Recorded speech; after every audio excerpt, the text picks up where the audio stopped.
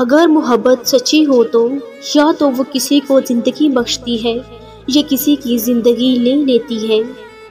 عورت کی محبت بہت خالص ہوتی ہے، جس سے محبت ہو جائے اس کے نام پر مرد مٹتی ہے۔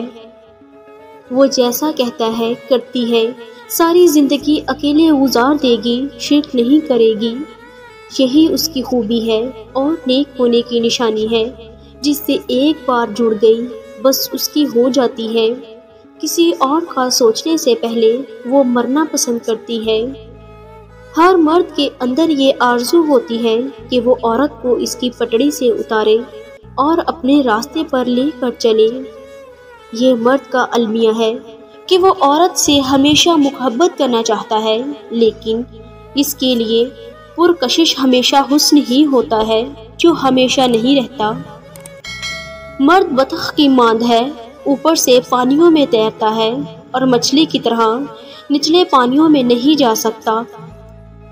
محبت مٹی کے بنے رنگ برنگے چہرے دیکھ کر نہیں ہوتی، بلکہ روح سے ہوتی ہے۔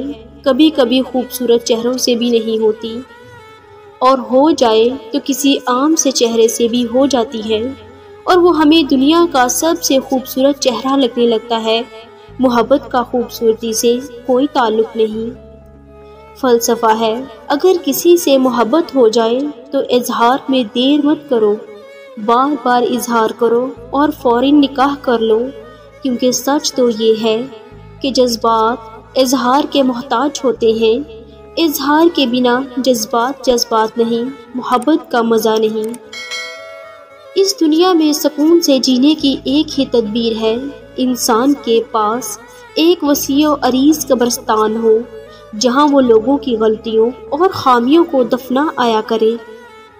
جس مرد کو عورت سے سچی محبت ہوگی وہ اس عورت کا ساتھ کبھی نہیں چھوڑے گا تو مر جائے گا۔ غلطی نہ ہونے کے باوجود، سب ختم ہونے کے قریب ہونے کے باوجود وہ اسے کھونے کے ڈر سے معافی مانگ لے گا۔ یہی سچی محبت کی علامت ہے۔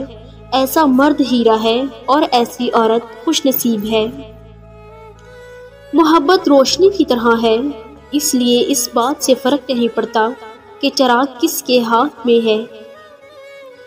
جب عورت نکاح نامے پر دستخط کر رہی ہوتی ہے تو وہ اس کاغذ پر اپنی زندگی شوہر کے نام کر رہی ہوتی ہے۔ جب مرد سے محبت ہو جائے تو 3 باتوں کا خیال رکھنا، ورنہ دوسری عورت اس کی زندگی میں ضرور آئے گی۔